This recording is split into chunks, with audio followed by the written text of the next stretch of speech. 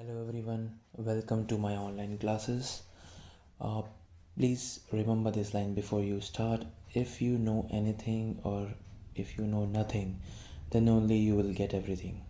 Alright, so now basically, I don't want you to buck up the things, just sit, relax, and try to listen to the things. You can also make a note of the important things for future references. Now, what you will learn in this class: database management system, basics about the database, SQL, the commands related to it, what is a database management system, what does a DBMS do, who interacts with a DBMS, what is a key, what is a composite key, and what is foreign key. So we have the basics about a database. So a database is a structured collection of records. Database consists of columns, which is also known as attributes, and rows, which is also known as records. So a database is a persistent, logically coherent collection of inherently meaningful data relevant to some aspects of the real world. So let's have the overview of the database. So what is database? The database is an organized collection of structured data to make it easily accessible, manageable, and updated. In simple words, you can say a database in a place where the data is stored. The best analogy is the library. The library contains a huge collection of books of different genres.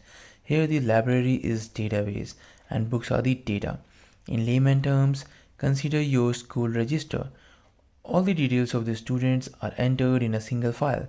You get the details regarding the students in the file. This is called a database where you can access the information of any student.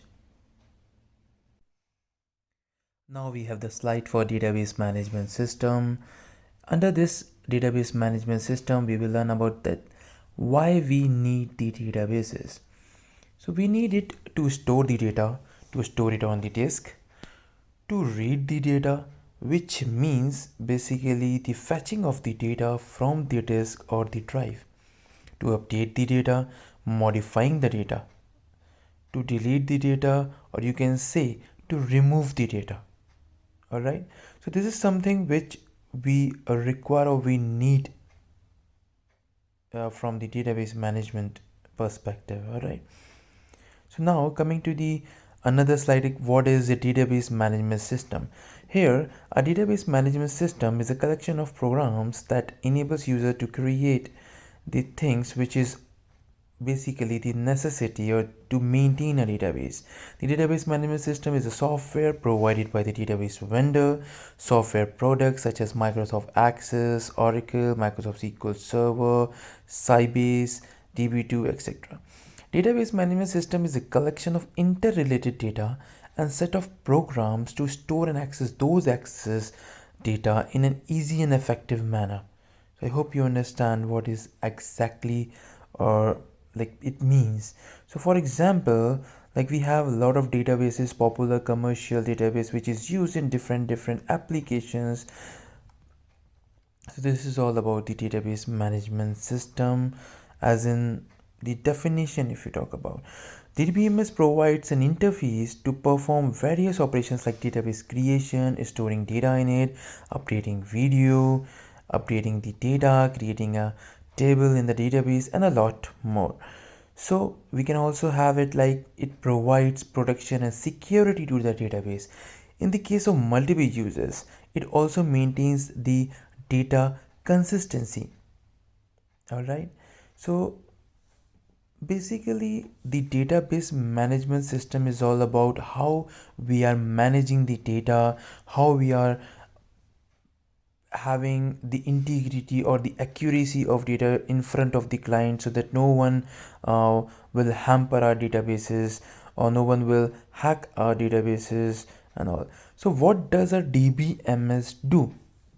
It is basically moves data to and from the physical data files as needed, which is like physical. We are talking about the disk or drive. Allow concurrency. It means that the fact of two or more events or circumstances happening or existing at the same time.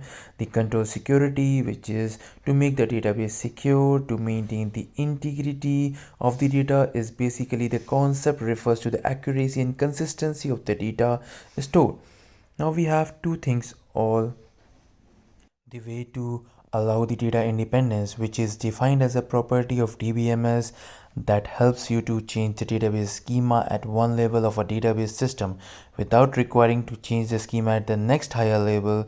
That is, the data independence helps you to keep data separated from all the programs that makes use of it. Next, we have perform automatic query optimization, which is a query optimization is a feature of many relational database management system and other databases such as graph databases. So we have the query optimization attempts to determine the most efficient way to execute a given query by considering the possible query plans. So this is what all about. We have what does a DBMS do? DBMS as in database management system. Now we have who interacts with the DBMS. Many different individuals are involved with the database management system over its life, like system analysts, database designers, database administrators, application developers, users. So all these folks work on the basis or on the perspective of database management system only.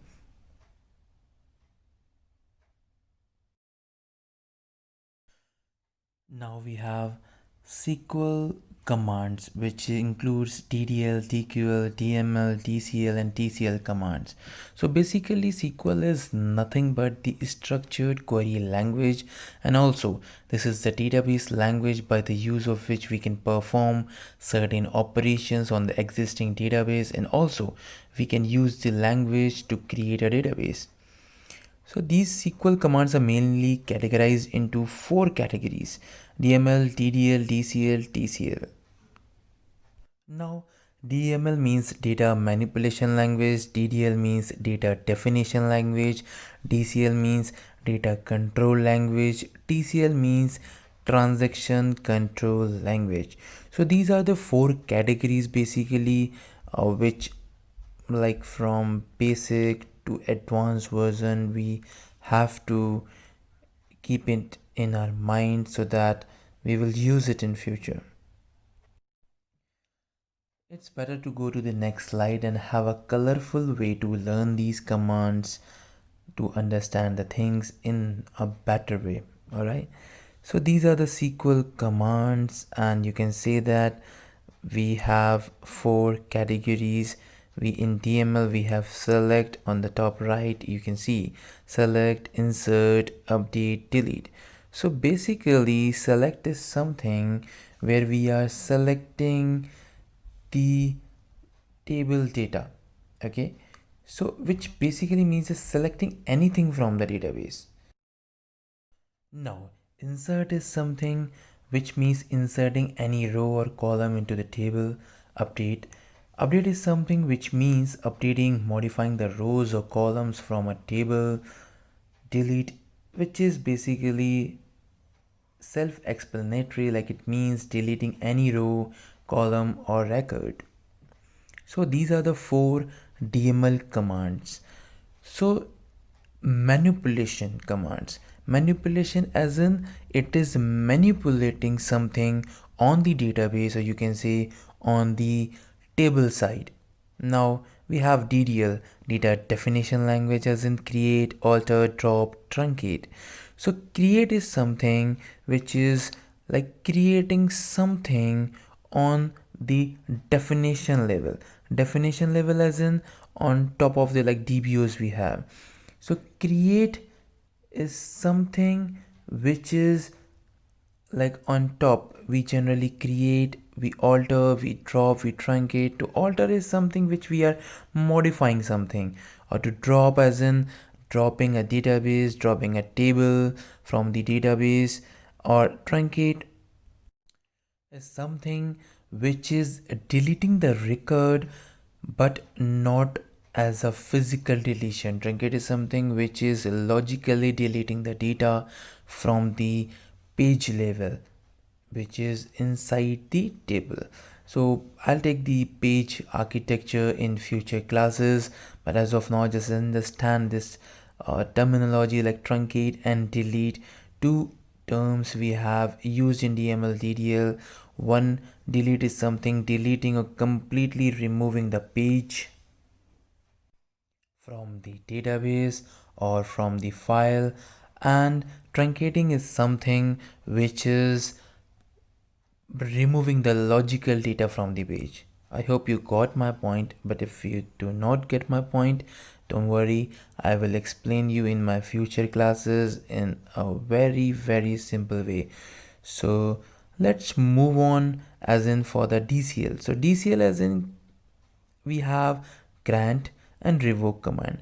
So grant is something we are granting the permission to the user to perform anything. Okay, also grant the permission. Or we have revoke. So revoke is something where we have or we are asking the SQL to take the connections back from the user or the particular principal.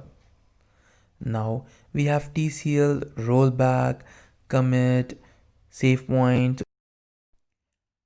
So this means undo the changes done via the transaction, or in simple words, taking the table or database in previous state.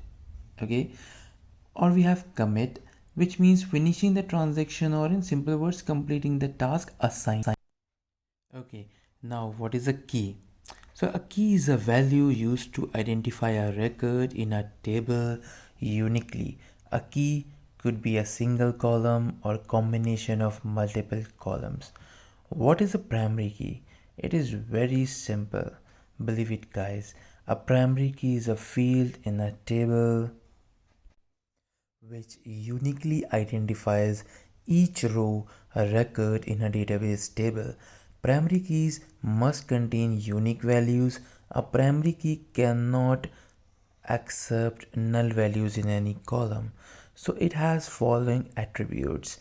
Attributes as in which is basically required to be as a primary key.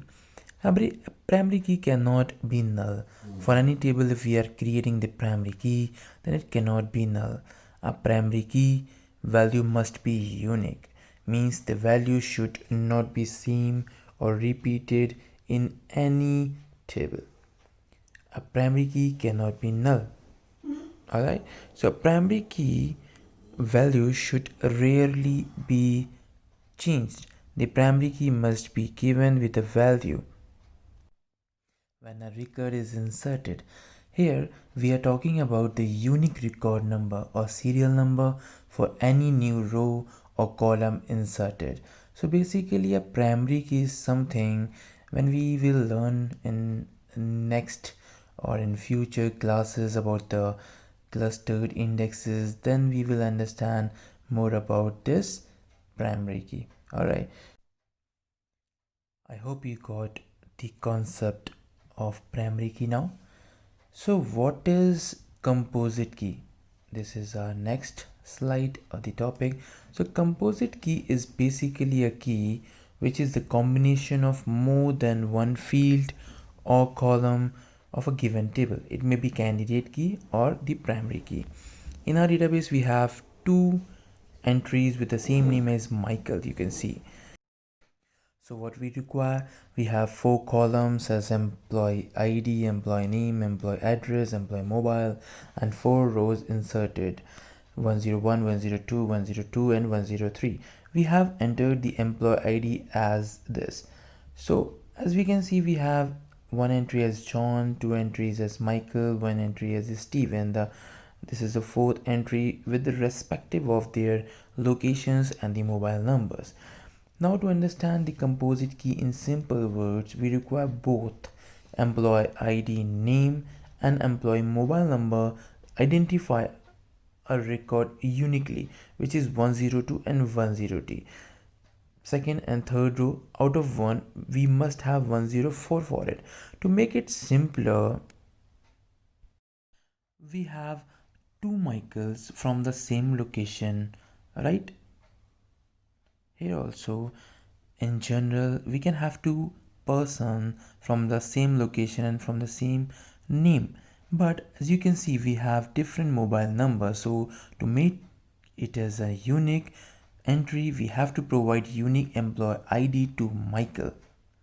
So this is all about composite key. So now basically composite key is a key which is the combination of more than one field. In this slide we will learn about the foreign key. So it is very simple to understand. Suppose we have two tables as T1 and T2. Okay, so a foreign key is a key used to link two tables T1 and T2 together, or it is used as a bridge between these two T1 and T2 table. Alright, so now a foreign key is a field, or you can say a collection of fields in one table that refers to the primary key in another table. The foreign key constraint is used to prevent actions that would destroy links between the tables. Foreign key references the primary key of another table. It helps connect your tables. A foreign key can have a different name from its primary key. It ensures rows in one table have corresponding rows in another. Unlike the primary key, they do not have to be unique. Most often they are not. Foreign keys can be null even though primary keys cannot. So I hope you understand this topic. Like foreign key between two tables acts as a bridge to connect or maintain a relationship between two tables. So primary key and foreign key both are different functionalities. They have different ways to approach. So as in final thoughts, in this class we all have learned slide by slide the basics of the database, which is very important to the start of the journey. In my upcoming classes, what I'm thinking is to make the advanced version of these topics as well, and most importantly the SQL related concepts. And I will try to cover the SQL question and answers with a different series so that everyone can learn or revert if somewhere or someone asks you the questions and all. So if you have any questions, then do just submit them in the discussion area. I will see you guys in my next class. Till then, don't forget to leave a review. Thank you and have a nice day ahead. Bye bye.